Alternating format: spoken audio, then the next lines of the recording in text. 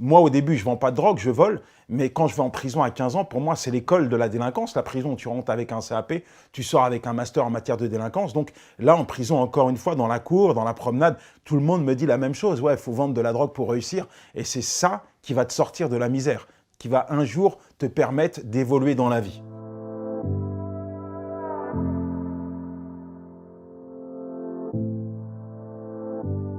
Mon quotidien, il était assez dur parce que mon père nous a laissé tomber pour partir en Côte d'Ivoire et ma belle-mère a été criblée de dettes.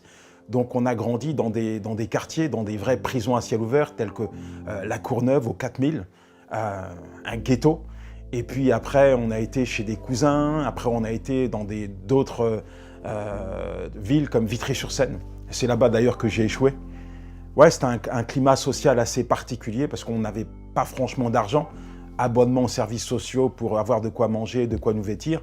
Ma belle-mère travaillait en intérim, donc c'était plutôt difficile.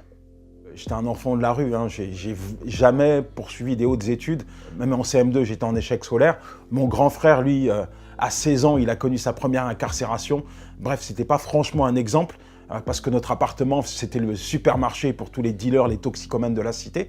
Je voyais des gars qui venaient, alors soit c'était des dealers qui venaient avec des plaquettes marron, c'était du shit, mais je ne le savais pas à cette époque, puis ils coupaient ça devant moi et puis ils comptaient leur argent, mais c'est un business qui doit bien marcher. Soit c'était les toxicos qui venaient pour aller dans les toilettes pour se shooter, quoi. Donc je me suis endurci par des coups, par des privations, endurci par mon quotidien. C'est vrai, quoi, quand tu fais les poubelles pour manger, à un moment donné, t'en as marre, quoi. Quand tu vois tes potes qui partent en vacances et que toi, tu galères à la cité comme un cafard, eh ben, tu t'endurcis, ouais, t'as envie de t'en sortir.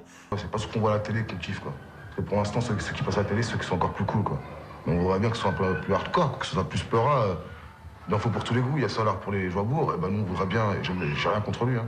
Et nous, on voudrait bien qu'on soit pour les mecs du ghetto, quoi. Papa, tu m'entends? On m'a dit ça, Mon grand frère, très vite, lui, c'était le hip-hop. Alors, il se rattache à une bande, les Requins Vicieux. Cette bande, c'est beaucoup de gamins désocialisés, abandonnés par leurs parents, des enfants de la rue. C'est une famille de substitution. Et cette bande-là va se faire incarcérer rapidement. Je crois que mon frère a 16 ans, mais c'est toute la bande qui va se faire incarcérer. Et mon grand frère, c'est aussi quelqu'un qui, très vite, va se mettre à fumer du cannabis, à boire de l'alcool. Donc, par rapport à ses addictions, beaucoup d'angoisse, beaucoup de souffrance psychique. Et moi, je suis un peu spectateur impuissant de la déchéance progressive de mon grand frère, parce qu'il va connaître plusieurs fois la prison et sous mes yeux, je vais voir sa vie décliner, quoi. Pour ma première incarcération à Bois d'Arcy, à la maison d'arrêt de Bois d'Arcy, je suis le plus jeune de la maison d'arrêt, donc j'ai le droit à quelques avantages. 3 repas par jour, la télé dans ma cellule, un matelas, une couverture pour dormir. C'est mieux qu'à la maison.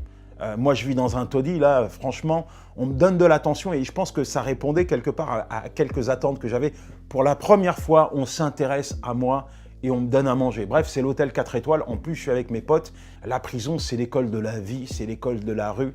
Et cette incarcération, c'est pas une punition pour moi, mais une opportunité pour évoluer dans le monde de la délinquance, parce qu'à cet instant, c'est la seule issue pour me sortir de la précarité.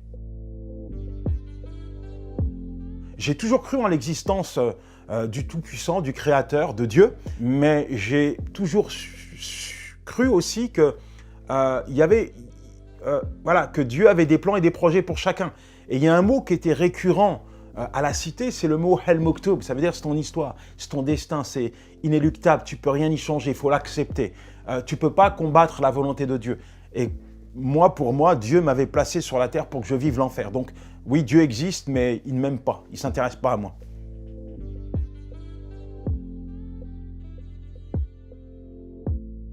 Ma vie, c'est une pseudo-vie, hein. Je suis un écorché de la vie. Au fur et à mesure du temps, je deviens un écorché de la vie, puisque je vais devenir malheureusement un drogué, je vais devenir un alcoolique, je vais devenir quelqu'un de violent, je vais rencontrer une femme, je vais avoir des enfants, mais il y a une souffrance dans mon cœur qui est telle que j'étais une épave, hein. Au début, c'est une bière, mais à 16 ans, une bière, et puis là, j'ai une vingtaine d'années, c'est des bouteilles, c'est des litres de rhum, de 8-6, j'en sors pas, quoi, parce que ça vient colmater une souffrance. Il y a une souffrance dans mon cœur que rien ne serait altéré, ne serait ôté. Et la drogue, donc l'ecstasy, drogue synthétique qui crée une euphorie, c'est un refuge. L'alcool, c'est un refuge. Et il n'y a que quand je me déconnecte de la réalité, quand je m'écrase le cerveau à coups de cachet, que finalement, j'ai un semblant d'existence. Mais c'est un piège. C'est un piège parce que je ne veux pas en sortir.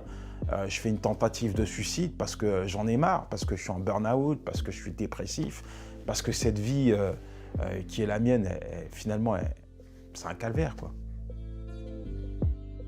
En fait, après que j'ai fait une tentative de suicide, j'ai pas eu la force de me couper les artères, mais je me suis tailladé le bras. Et pour moi, c'était comme si je m'infligeais une punition. Voilà ce que la vie représente à mes yeux. Bam, bam, bam, je me marque. Mais après, je vais défier la mort. En fait, la peur, c'est pas quelque chose qui va me diriger, même m'habiter. J'ai pas peur. Sous mes yeux, j'ai mes potes qui, voilà, ils sont là, et puis quelques heures plus tard, ils sont morts d'une overdose dans une cave, où ils se font tirer dessus. C'est comme ça. Ça semble être mon destin. Donc, j'ai pas peur de la mort, et je fais des choses qui, finalement, attirent la mort vers moi. Et quand je prends des coups de couteau, c'est moi qui cherche mes coups. Hein. C'est pas quelqu'un qui vient, tiens, je vais te donner des coups de couteau. Non, je deviens méchant. Je suis méchant, je suis endurci. Je réalise pas que je suis en train de faire des choses qui mettent ma vie en danger. Mais je la jette en pâture, ma vie, parce que finalement, j'aime pas la vie, quoi.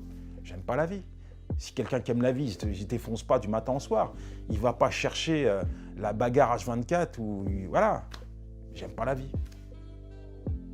Et là, il n'y a plus rien. Même mes potes qui me promettaient de toujours rester avec moi, de jamais me laisser crever, m'ont tous abandonné. Et pourtant, il y a une femme qui est là. Une femme qui est enceinte, avec laquelle j'ai 2 enfants, donc elle est enceinte de moi. Elle vient me voir.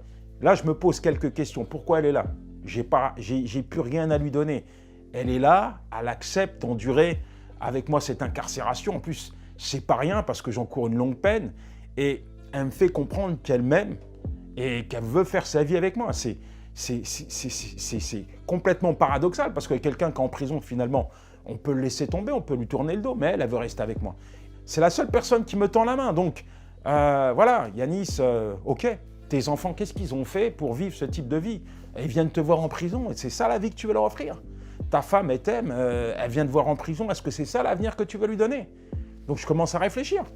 Eh ben non, non, c'est pas la vie que je veux offrir à mes enfants, c'est pas la vie que je veux offrir à ma femme. Et puis, franchement, à force de tourner en rond dans la promenade, je me dis, mon avenir, il n'est pas là, quoi.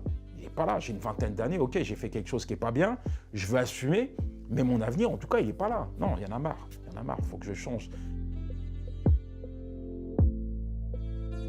Mon frère, quand il sortait de prison, était de plus en plus violent et la drogue a été aussi un palliatif pour lui. Alors quand dans un restaurant, il a une altercation avec une bande de jeunes qui décident de le finir en lui tirant 3 balles dans le corps, dont une en pleine tête. Quand j'apprends ça, pour moi, c'est la plus grosse tragédie parce qu'on pense toujours que la mort, elle est pour les autres et jamais pour soi. Mais là, c'est mon frère qui est mort. Et ça a été l'événement le plus tragique de ma vie. Ça a été une mise à mort aussi pour moi. Il y a plein de choses qui se sont passées dans ma tête et quand je l'ai vu à l'Institut médico-légal où j'ai été reconnaître son corps, waouh, ça a été vraiment, vraiment, vraiment... j'ai même pas de mots pour décrire, si ce n'est des mots comme vengeance, colère, haine, malheur, qui venaient s'écraser dans ma pensée.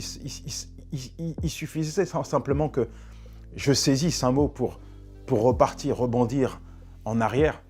Mais moi, je me suis dit, en fait, je connais la fin de l'histoire.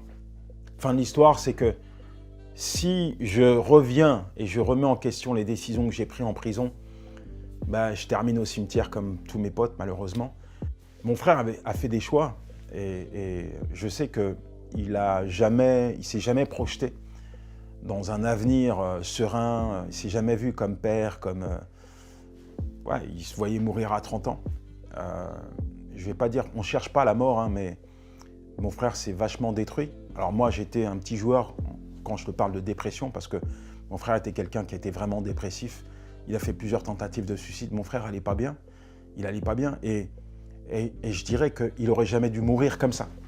n'aurait jamais dû se retrouver dans ce restaurant où il avait eu plusieurs fois des altercations. Il ne devrait pas être là dans ce lieu. Et il était là, je ne sais pas pourquoi, il n'est pas là pour nous le dire, mais il n'aurait pas dû être là. Et malheureusement, il est mort. Après, on peut toujours trouver tout un tas de choses.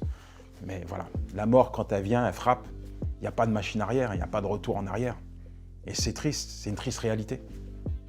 Moi qui avais enterré mon passif, qui à présent a mené une vie rangée, je me suis dit, Yanis, tu sais, tu as vécu des choses, tu as des expériences dans la vie qui peuvent servir à d'autres, dans le sens où tu en es sorti. Ouais. Alors j'ai commencé à écrire un livre, mon livre témoignage, qui s'appelle 52 964, c'est mon matricule. Et voilà, ça a été un outil pour moi pour partager un peu ma vie. Et ça a été aussi un exutoire. Et puis j'ai vu beaucoup de gens être interpellés par ce témoignage. Aujourd'hui, je parcours les prisons un peu de la francophonie, pas un peu, beaucoup même. Et je vois des anciens camarades et je peux témoigner voilà, de mon expérience avec Dieu, de mon cheminement avec lui. Et ils sont vraiment, vraiment interpellés. Je n'impose pas ma religion. Je partage mon vécu et les gens sont libres de faire des choix. Voilà, moi j'ai fait un choix dans ma cellule et ce choix m'a permis d'être là aujourd'hui avec vous.